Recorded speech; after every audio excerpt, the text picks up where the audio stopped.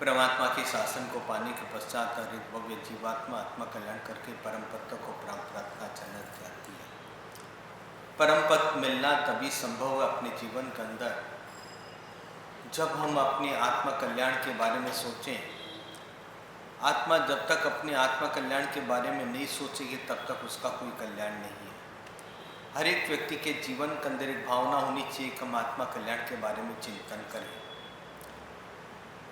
हम लोग विचार करते हैं, विचार में 4 वी आते हैं। सबसे पहला विनय, फिर विवेक, फिर विराग। हर एक व्यक्ति को संसार से विराग लेना ही चाहिए। संसार से विराग यानी कि संसार की प्रवृत्तियों के प्रति विराग। संसार की प्रवृत्तियों के प्रति किसी भी प्रकार का राग अपने जीवन के अंदर नहीं होना चाहिए। और संसार के प्रति जो प्रवृत्तियों के प्रति जो राग रखते हैं, निश्चित उसकी आत्मा दुर्गति को प्राप्त हो जाती है। हमें तो अपने जीवन के अंदर सोचना है कि हम इन प्रवृत्तियों से कैसे मुक्ति पाए। संसार की प्रवृत्तियां व्यक्ति को संसार के अंदर उलझा करके रखना, और हमें इस संसार के अंदर उलझ करके नहीं, इस संसार के अंदर अच्छी तरह से जी करके आत्मा कल्याण के बारे में सोचना है। विराग व्यक्ति को तभी आता है जब संसार की प्रवृत्तियों के प्रति उसको किसी भी प्रकार का राग नहीं होता है, और जब राग नहीं होता है तो निश्चित विराग की ओर प्राप्त कर जाता है। हमें तो अपने जीवन के अंदर देखना कि हमें अपने जीवन के अंदर संसार के प्रति विराग कितना है। और आज विराग से बढ़कर के विराम, संसार की प्रवृत्तियों के प्रति विराम लेना। विराम कौन ले सकता है? जीवन के अंदर विराम कौन ले सकता है? हम लोगों ने मनुष्य जन्म को पाया, तो मनुष्य जन्म को पाने के पश्चात व्यक्ति के मन के अंदर आना चाहिए कि विराम ले ले। और यहाँ जितने भी बैठे ना, 2-4 को छोड़ करके सारे के सारा हम विराम अवस्था में बैठे हैं। लेकिन कोई विराम लेते हो आप लोग? यहाँ जितने भी बैठे हैं 2-4-5 को छोड़ करके, बाकी के सारा विराम लेने की अवस्था है आपकी। अब विराम लेते हो? बोलिएगा क्यों?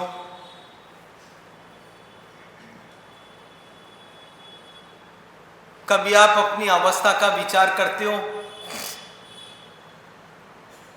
विराम किसको कहते हैं?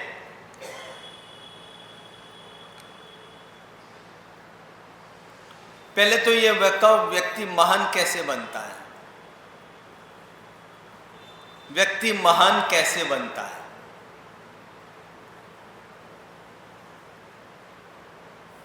महान कैसे बनता है?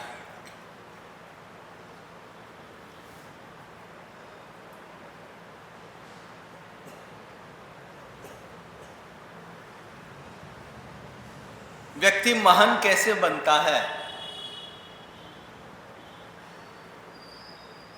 आप महान किसको कहते हो? चलो, आप लोग महान किसको कहते हो?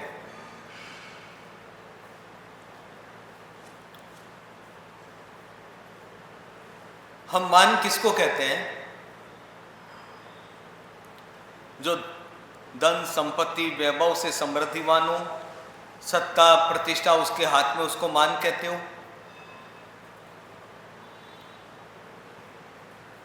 हमारी नजर के अंदर उनको हम मान लेते हैं। महान व्यक्ति वो कहलाता है जो मन में सोचता है वही अपने जीवन के अंदर करके रहता है। कथनी और करनी में उसके अंतर कभी नहीं होता है। और आज की तारीख के अंदर व्यक्ति क्या है? सोचता कुछ है, बोलता कुछ है और करता कुछ है, और हम उसको महान कहते हैं। आपकी नजर के अंदर वही है ना?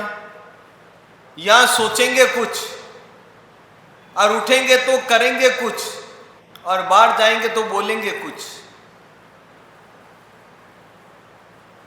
यह है मानता हमारी आज। मान व्यक्ति वो नहीं कहलाता है। भले आपकी नजरों के अंदर वो व्यक्ति महान होगा, भले आप उसको महान मान जाएंगे, वो महान नहीं है।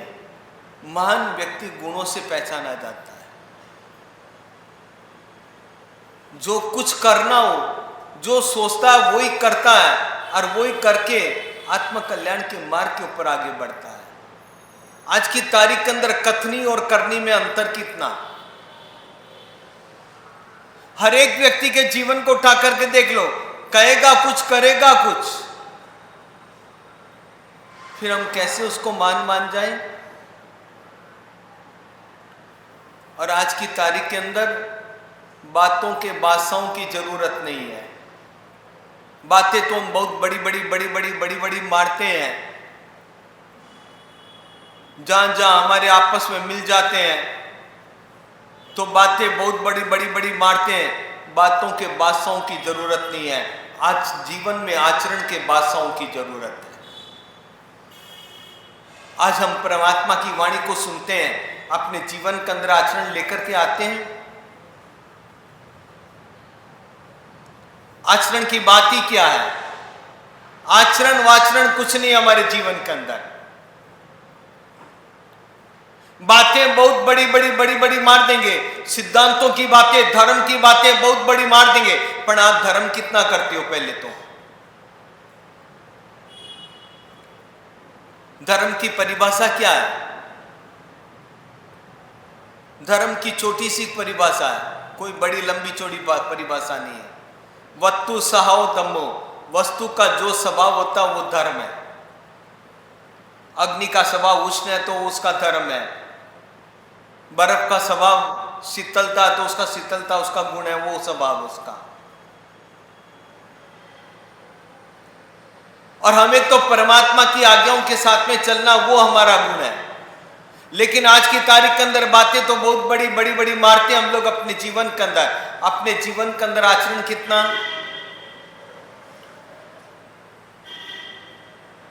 आचरण की बात करो तो बिल्कुल जीरो आता हमारा नियम। और बातें तो जैसे मारते हो जैसे कोई आपके जैसा कोई धर्मात्मा व्यक्ति ही नहीं है यहाँ।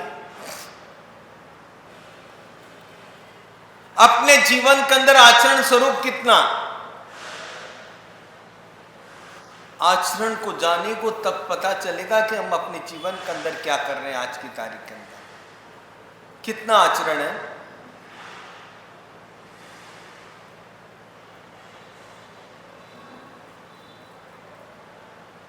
सुनते हो टन भर, उतारते हो मन भर, और करते हो कण भर।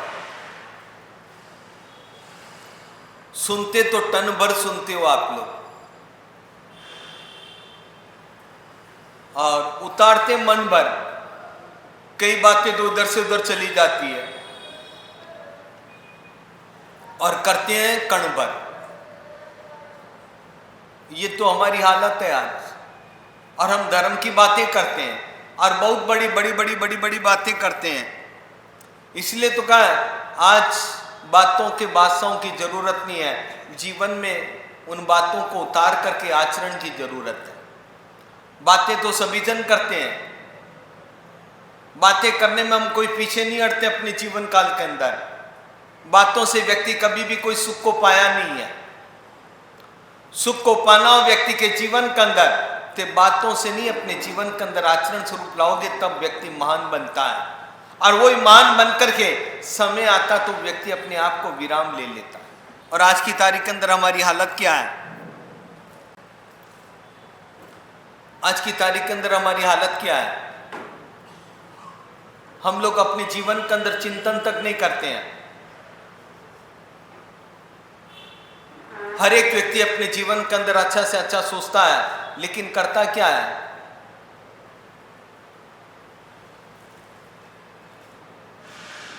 सभी जन ये सोचते कि हम हमारे जीवन के अंदर हमारा फ्यूचर अच्छा से अच्छा बन जाए। हर एक व्यक्ति अपने फ्यूचर को बनाने की सोचता है। अरे फ्यूचर बनाने के बजाय सबसे पहले आप अपने नेचर को अच्छा बना लो तो स्वतः ही आपका फ्यूचर अच्छा बन जाएगा। आपका नेचर कैसा है, फ्यूचर और नेचर में कोई डिफरेंट नहीं है ज्यादा। फ्यूचर अच्छा बनेगा तो नेचर भी अच्छा बनेगा, और फ्यूचर ही अच्छा नहीं है तो क्या नेचर की अपेक्षा रखते हो आप? हमें कहां अपने जीवन का अपने बस फ्यूचर अच्छा बनाने की सोच रहे हैं। फ्यूचर कब अच्छा बनता है आपका? जब आपका स्वयं का नेचर अच्छा बन जाएगा ना, तो फ्यूचर स्वतः ही आपका अच्छा बन जाता है। और आज की तारीख के अंदर हमारा नेचर कैसा है? आप तो ये जानते हो कि मैं जो कुछ कहता हूं वही सही है, बाकी के सब गलत है, क्योंकि आप तो सब कुछ सर्वे सर्वा कहलाते हो। ये सब नहीं है, ये फ्यूचर बनाने की बातें नहीं। अपने नेचर को सुधार लेगा। दुनिया को सुधारने के पहले सबसे पहले अपने नेचर को सुधारेगा। मेरी गलतियों को ढूंढ करके अपने आप को सुधारोगे तो आपका फ्यूचर बन जाएगा। हम दूसरों के दोषों को देखने के बजाय अपने दोषों को देखिएगा। हम तो हर समय दूसरों के दोषों को देखते रहते हैं, कहां आपका फ्यूचर अच्छा बनेगा? कोई सर्वज्ञ आत्मा नहीं है, सबके अंदर त्रुटियां होती है, सबके अंदर गलती होती है। और गलती होने के पश्चात जो गलती को स्वीकार करके अपने जीवन को सुधार लेता है तो वो गलती को सुधार लेता है। जो गलतियों को सुधार ही नहीं सकता है, जानने के बाद गलतियों को भी नहीं सुधारता है, तो समझ लो उसकी दुर्गति तैयार है। क्या हमें कोई चिंता है इस बारे में? हम चिंता किसकी करते हैं?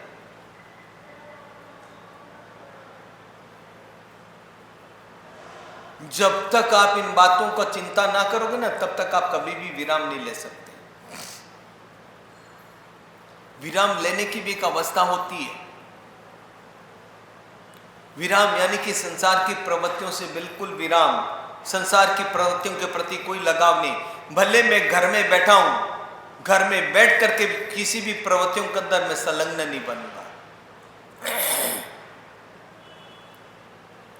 व्यक्ति के मन के अंदर वो भाव जगने चाहिए, और जब तक व्यक्ति के मन के अंदर वो भाव नहीं जगेंगे ना, तब तक व्यक्ति अपने जीवन के अंदर कभी आत्मा कल्याण नहीं कर सकता है। आज सारे व्यक्ति अपने अपने फ्यूचर को देखने के लिए चल पड़े हैं। फ्यूचर क्या आपने देखा कभी? फ्यूचर के बदले अगर आप अपने नेचर को देख लो तो, और जो व्यक्ति अपने जीवन के अंदर नेचर को देख लेता है वो व्यक्ति अपने जीवन को सुधार सकता है। और आज की तारीख के अंदर हम कोई नेचर को देखते नहीं है।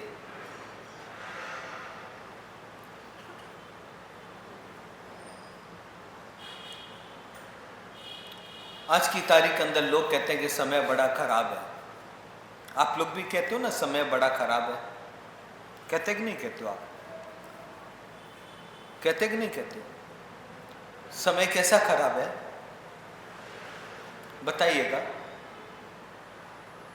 बोलते हो ना आप समय खराब है, कैसा खराब है ये बताइएगा मुझे, समझाइएगा आप लोग। समय कैसा खराब है बोलिएगा। आप लोग बोलते हो ना समय बड़ा खराब है, समय बड़ा विचित्र है, कहते कि नहीं कहते हैं? अरे हाँ ना तो दे दो कम से कम यार। तपस्या पर्यूषण के बाद खत्म हो गई, अब हाँ ना तो दे दो आप लोग। समय बड़ा खराब है ना।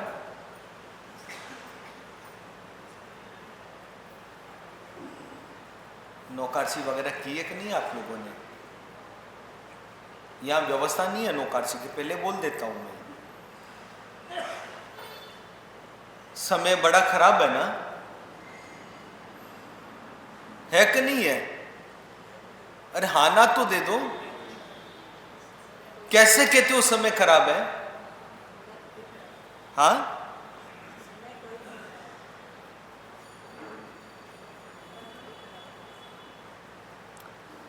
लेकिन सच बात तो यह है, समय कोई खराब नहीं है। समय बिल्कुल खराब नहीं है, लोगों की समझ खराब है।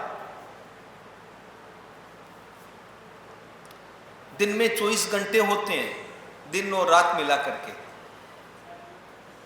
घंटे वो का वो, समय वो का वो है। खराब क्या है? लोगों की समझ खराब है। समय कोई खराब नहीं है आपका, आप लोगों ने अपने समय को खराब कर डाला है। लोगों की समझ से समय खराब हुआ है। कैसे हुआ वो भी आप लोग अच्छी तरह जानते हो। आप आज से 25 साल, 30 साल, 35 साल पहले मेरे देखते हुए मैं कह सकता हूं, पहले लोग इतना कोई बाहर का नहीं खाते थे, होटलों का वगैरह का नहीं खाते थे। 25-30 साल पहले तक मैंने देखा, वो कह सकता हूं। ज्यादा से ज्यादा लोगों को शौक होता तो बाहर जाकर के चाय पी लेते थे, इससे ज्यादा कुछ नहीं करते थे। और आज समय तो वो का वही है।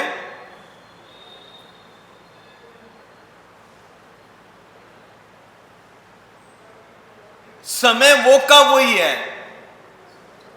हमारी समझ खराब होगी इसलिए हमको बाहर का अच्छा लगता है।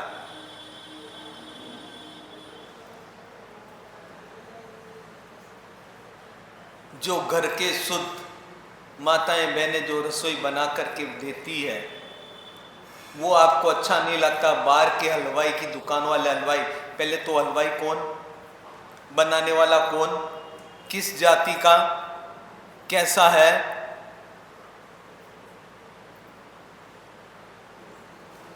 वो सब देखते हो आप। बस आपको तो यही है, जो आया सो डाल दो बस। हमारी समझ खराब है, समय खराब नहीं है। हम लोगों ने हमारी समझ को इतना खराब कर चुके हैं कि आप लोगों को कुछ भी पता तक नहीं चलता है। हम लोग कहां ध्यान देते हैं इन सब बातों का। इसलिए कहता हूं, अपने जीवन के अंदर विराम लेने की कोशिश कीजिएगा। समय किसी का कोई खराब नहीं है। विराम कौन ले सकता है? विराम कौन ले सकता है?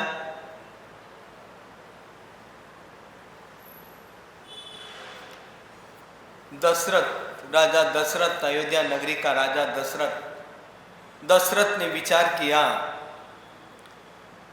अब राम योग्य हो चुका है, शादी भी उसकी हो चुकी है और व्यक्ति योग्य हो चुका है, राजपाट इत्यादि वो संभाल लेगा। तो मेरी इच्छा है कि राम को बुला करके उससे बातचीत करके उसको मैं कारोबार दे करके मैं अपनी आत्म कल्याण के लिए अपने मार्ग पर प्रशस्त हो जाऊं। ठीक है, राम को बुलाया, राम से बातचीत की, बेटा अब तू योग्य हो चुका है, राजपाट को तू संभाल सकता है, अब तू ये राजगद्दी को संभाल, अब मैं परमात्मा के बताए मार्ग पर जाना चाहता हूं। इतनी बड़ी बात भरत कहता है। भरत कहता है, पिताजी मैं राजगद्दी लूंगा ही नहीं आज तक, मेरा बड़ा भाई है, तब तक मैं, मेरा अधिकार ही नहीं है। क्या बड़े भाई के सामने मैं राजपाट पर, राजगद्दी पर बैठ सकता हूं? कभी भी शक्य नहीं है पिताजी, मुझे कोई राजगद्दी की जरूरत नहीं है, नहीं मेरी ऐसी मां की मुझे कोई जरूरत है। मैं भी आपके साथ में दीक्षा लूंगा, मैं भी आपके साथ में दीक्षा लूंगा। आपके मन में कभी आता विचार दीक्षा लेने का? ये जितने भी कुर्सियों पर बैठे हैं, जो सब रिटायर्ड हो चुके हैं, अब इनका कोई काम नहीं है, जबरदस्ती वहां पर टक टक टक टक करके पहुंचते हैं, वो अलग बात है आपकी। क्या कभी भाव जगे आप लोगों के?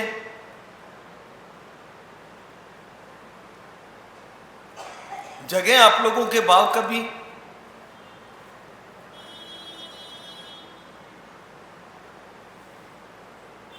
अरे हाँ ना तो दे दो यार।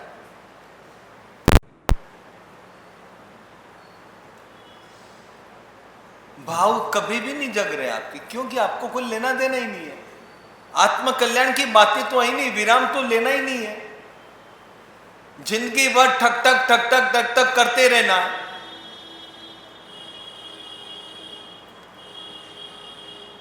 क्या हालत बना के रखी हम लोगों ने अपने जीवन की। क्या जीवन के अंदर कभी चिंतन करते हो आप लोग?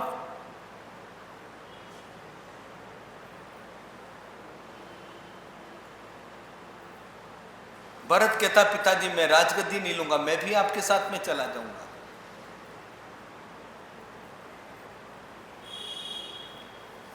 ये छोटी बाल साध्वी है, बैठी है।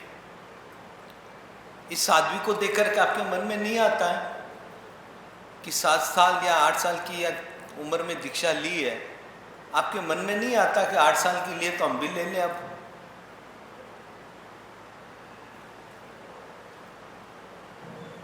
बोलिएगा आप लोग।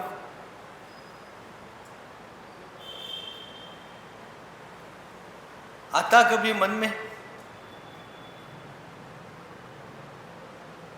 क्यों नहीं आता? इसका कारण बातें तो बहुत बड़ी बड़ी बड़ी बड़ी मारते हैं, आचरण कितना अपने जीवन के अंदर।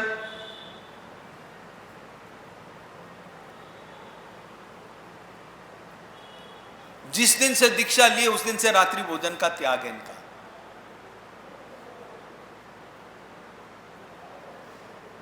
और हम लोग क्या करते हैं?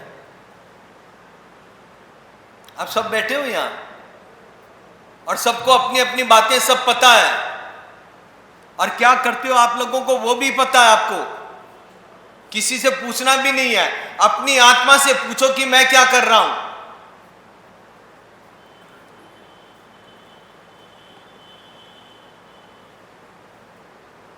मन के अंदर कोई विचार तक नहीं है।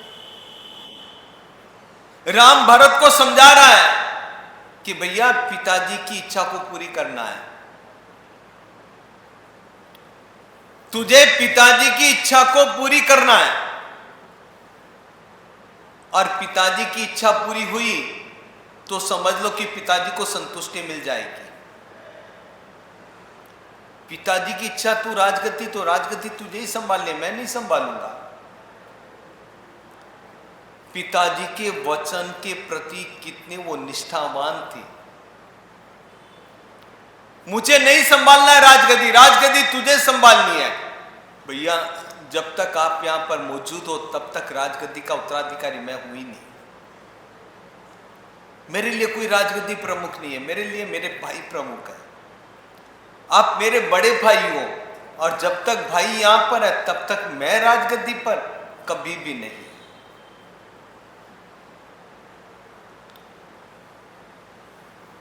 और हमें कुर्सी कितनी अच्छी लगती है। कुर्सी अच्छी लगती कि नहीं लगती है? नीचे बैठने की हिम्मत होती है तो भी बैठना नहीं है, बैठना तो कुर्सी पर ही है।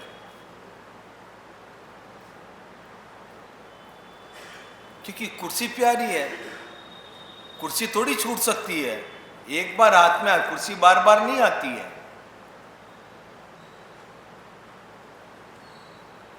और जिसने पकड़ ली वो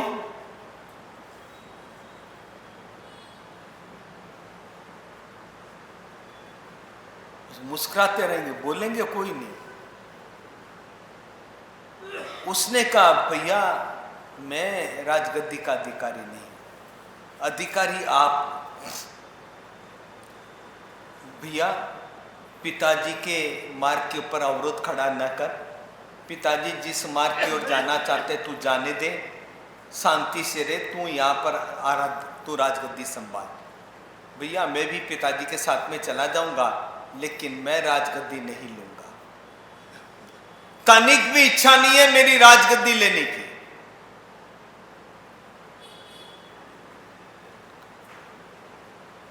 जैसे तैसे करके राम ने भरत को समझाया, और भरत को समझाने के बाद भरत ने कहा भैया राजगद्दी पर नहीं बैठूंगा, राजगद्दी पर आपके खड़ाऊ रहेंगे, मैं नीचे बैठूंगा।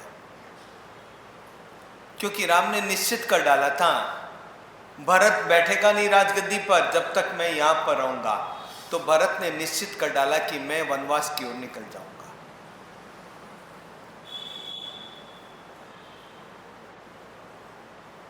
पिताजी की इच्छा पूरी करने के लिए भाई ने भी अपने प्रतिष्ठित जीवन का भी त्याग कर डाला। सोचिएगा क्या हमारी संस्कृति थी और आज हमारी संस्कृति क्या है? हमारी संस्कृति भैया, न कोई पिताजी से लेना देना, न कोई बड़े भाई से लेना देना।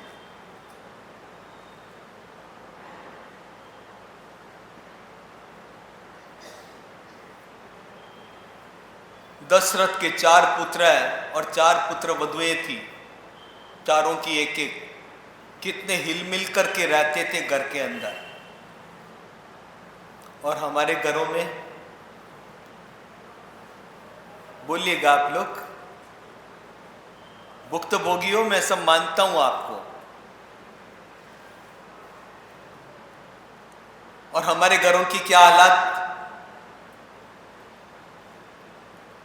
बोलते हुए भी शर्म आती है हम लोगों को।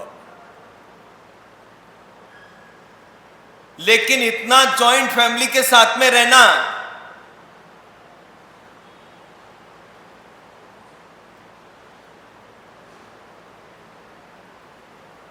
अभी एक इंटरव्यू पढ़ा था मैंने। एक लड़की थी, योग्य हो चुकी थी, डॉक्टर बन चुकी थी, शादी के लिए बहुत प्रस्ताव आए उसके पास, शादी के लिए उसने मना कर दिया। लड़की ने 3 शर्तें रखी, मैं उसी के साथ शादी करूंगी अगर मेरी कोई 3 शर्तें मानने के लिए तैयार है। बहुत सोचने विषय है। 3 शर्तें रखी लड़की ने। और आज की तारीख में लड़कियां कौन कौन सी शर्तें रखती है आप बता दो, कौन कौन सी शर्तें रखती है?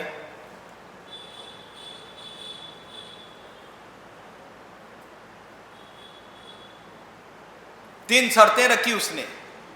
पहली शर्त, आप सोच में पड़ जाओगे, उसने पहली शर्त रखी है, मैं उसी के साथ शादी करूंगी जो जॉइंट फैमिली में रहता हूं। दूसरी शर्त, वो निर्व्यसनी होना चाहिए, किसी भी प्रकार का उसके जीवन के अंदर कोई व्यसन नहीं होना चाहिए। और तीसरी शर्त, वो अपना कारोबार खुद करता होगा।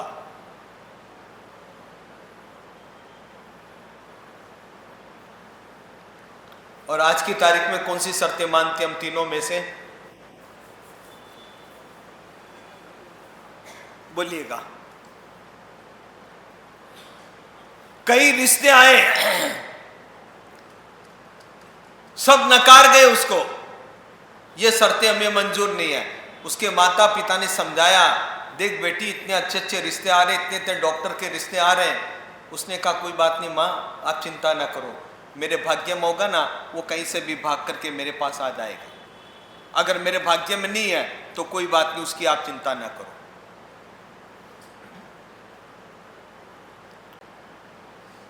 और उसके भाग्य में था, वैसा का वैसा वर उसको मिल गया।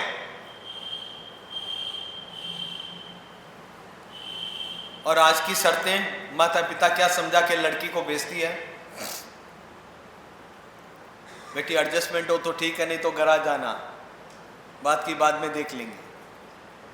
होता यही है ना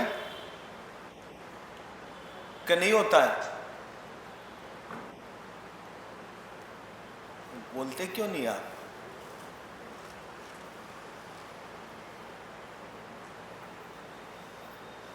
राम ने भी यही कहा, भैया पिताजी की इच्छा को पूरी करना है, तू राजगद्दी संभाल या ना संभाल, लेकिन पिताजी की इच्छा के अंदर किसी भी प्रकार का अवरोध खड़ा नहीं होना चाहिए। और पिताजी की इच्छा पूरी करने के लिए चल पड़ा वो। जैसे राम अंदर गया ना, अंदर जाकर के सीता को कहा कि सीता अब मैं तो वनवास की ओर जा रहा हूं, तुझे यहीं पर रहना है। उसने मना कर दिया, मैं यहां पर नहीं रहूंगी। मैं आपकी अर्धांगिनी हूं, सुख दुख में मैं हर समय आपके साथ में रहूंगी, मैं यहां रह ही नहीं सकती हूं।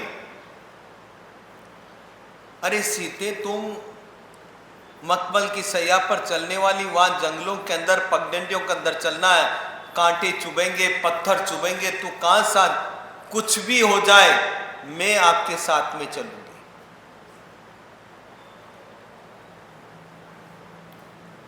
उसके बाद लक्ष्मण अपनी मां को प्रणाम करने के लिए गया। अरे बेटा, तू यहां क्या कर रहा है? जा अपने भाई के साथ, अपने भाई के साथ जा, अपने भाई की सेवा कर। वो वनवास की ओर जा रहा, तू भी जा उसके साथ। पहले तो ये देखो कि भाई भाई का कितना प्रेम, एक मां के सुपुत्र न होते हुए भी भाई भाई में कितना प्रेम। और आज की तारीख के अंदर, आज की तारीख के अंदर बोलिएगा आप लोग, कोई प्रेम झलकता है?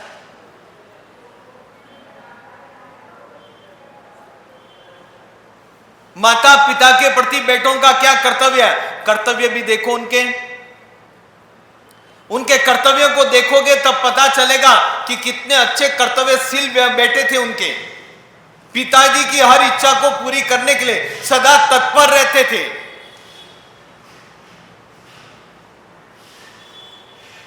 पिताजी की अंतिम इच्छा करने के लिए अपने जीवन का सर्वस्व बलिदान करके भी बेटा वनवास की ओर चला गया।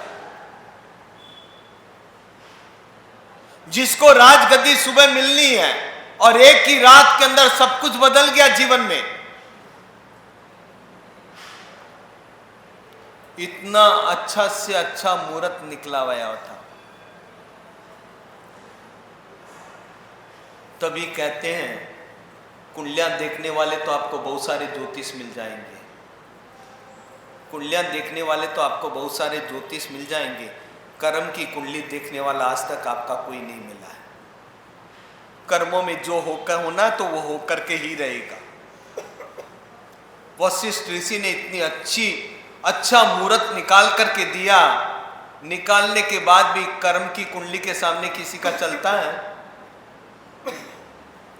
कर्म उदय में आता ना तो सबको भोगना ही पड़ता है। कर्म कर्म है, इसलिए कहते हैं कर्म प्रधान है अपने यहां पर। कर्मों ने तो परमात्मा महावीर स्वामी को भी नहीं छोड़ा, हमारे पूर्वाचार्यों को भी कर्मों ने नहीं छोड़ा, तो आपको और हमको कोई कर्म छोड़ेंगे?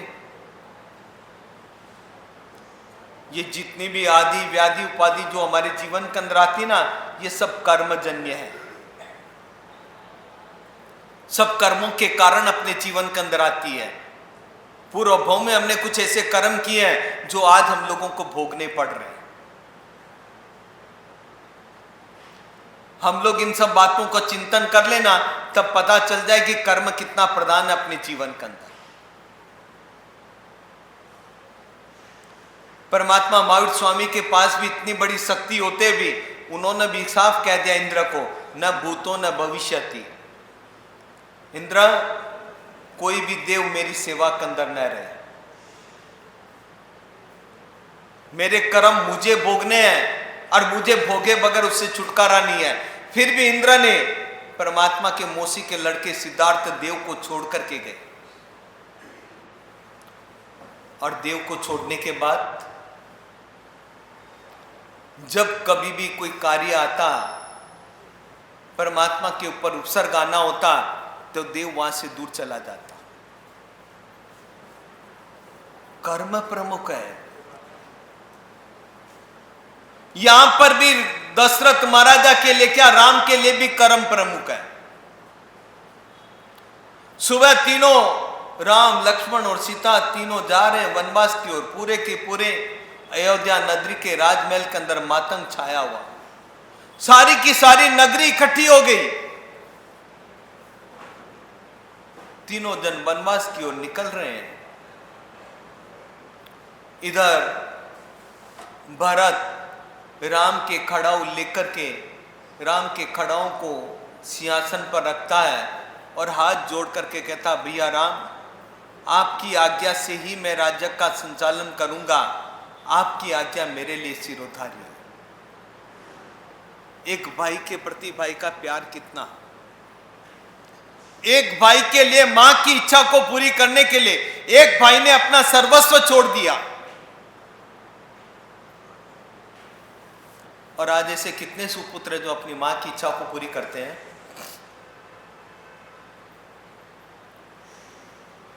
कितने सुपुत्र हैं।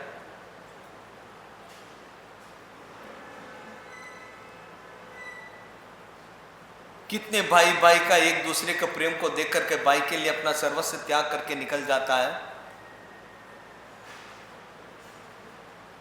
एक पिताजी की इच्छा को पूरी करने के लिए बेटा पिताजी की इच्छा के लिए निकल जाता है। बोलिएगा आप लोग,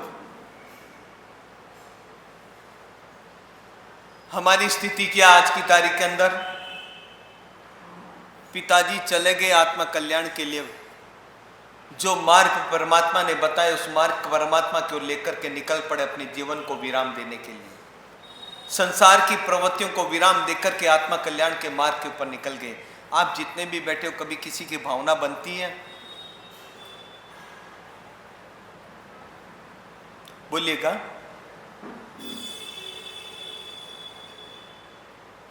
आपके जो जीवन व्यवहार से भी नहीं लगता कि आप संसार की प्रवृत्तियों का त्याग करेंगे। क्या भाव बनते हैं संसार की प्रवृत्तियों का त्याग करने के लिए? दीक्षा की बात नहीं है। संसार की प्रवृत्तियां जो 18 पाकिस्तान 18 प्रवृत्तियां जो हमें संसार के अंदर भटका रही है, उसके अंदर हम लोग उलझे हुए रहते हैं। इससे प्रवृत्ति लेने की, निवृत्ति लेने की कोई भाव जगते हैं आपके? बातें बहुत बड़ी बड़ी मारेंगे हम लोग, बातें मारने में कभी किसी से पीछे नहीं हटते हैं। सोचेंगे कुछ, करेंगे कुछ, कहेंगे कुछ। मन के अंदर कई तरह के आप लोगों के विचार आते हैं और ऊपर से कहते हो कि समय बड़ा खराब है। समय कोई खराब नहीं है। हम लोग प्रवृत्ति जो करते हैं ना, वो हमें, हमारी खराब प्रवृत्तियों का कारण हम लोगों को समय खराब लगता है। बातें मारने में कोई कम हो, भाषण देने में कोई कम हो? आप लोग घंटों घंटों तक आपके भाषण दिला लो जैसे कि इसके जैसा कोई बोलने वाला नहीं है। आचरण कितना अपने जीवन के अंदर? आचरण स्वरूप जब तक नहीं बनेगा वो भाषण भाषण नहीं है। इसलिए कहता हूं, अपनी प्रवृत्तियों से विराम लेने की कोशिश कीजिएगा। संसार की प्रवृत्तियों के प्रति विराम लेना यह हमारा सबसे पहला कर्तव्य बनता है। विराम लेने की भावना अपने मन के अंदर होनी चाहिए। एक राजा दशरथ की इच्छा पूरी करने के लिए, एक भाई की इच्छा को पूरी करने के लिए एक भाई ने अपना सर्वस्व त्याग कर डाला। क्या है भाई भाई का प्रेम। और आज की तारीख के अंदर हम भाई भाई आमने सामने तक नहीं देखते, देखते तो एक दूसरे का रास्ता बदल देते हैं। क्या आप लोग विराम लोगे अपनी संसार की प्रवृत्तियों से? बातें बहुत बहुत बड़ी बातें हैं। बातें मारने के बजाय आचरण अपने जीवन के अंदर, वो बातों का आचरण लेकर के आएगा। बातें करना बहुत सरल है, अपने जीवन के अंदर आचरण लाना बहुत मुश्किल है। इसलिए कहता हूं, अपने जीवन के अंदर विराम लेने की कोशिश कीजिएगा। अब संसार की प्रवृत्तियों से निवृत्ति लेकर के आत्म कल्याण की प्रवृत्ति के लिए, अपने आत्म कल्याण की प्रवृत्ति करते करते हमारे जीवन को कल्याण के मार्ग पर ले जाना है। कोई बात नहीं, दीक्षा न ले सको तो कोई चिंता नहीं है। संसार की प्रवृत्तियों से त्याग करके अपने जीवन को तो अच्छा बना सकते हो। जीवन को अच्छा बनाना हमारा कर्तव्य होता है। इसलिए कहता हूं आप लोगों से, आप लोग भी अपने जीवन के अंदर विचार आने की विचार होते हैं, विनय, विवेक, विराग और विराम। इन चारों के अंदर, चारों प्रवृत्तियों के अंदर संलग्न बन करके आत्म कल्याण के मार्ग के ऊपर आगे बढ़े। इसी मनोभावना के साथ जिन आज्ञा विरुद्ध कुछ कहा तो मन वचन काया से मिच्छामि दुक्कडम। दूसरी बात, कल से प्रवचन 9 से 9:30 बजे तक होगा। 9:30 से 10:30 तक जो समकित सम्यक्त्व की क्लास चलेगी वो 9:30 से 10:30 तक चलेगी। प्रवचन ठीक 9 से 10, 9:30 तक ही होगा और 9:30 से 10:30 तक समकित की सम्यक्त्व की क्लास चलेगी। आप लोगों को पहले बता देता हूँ, जिसको भी प्रवचन सुनना हो तो 9 से 9:30 के बीच में जरूर पधार जाए।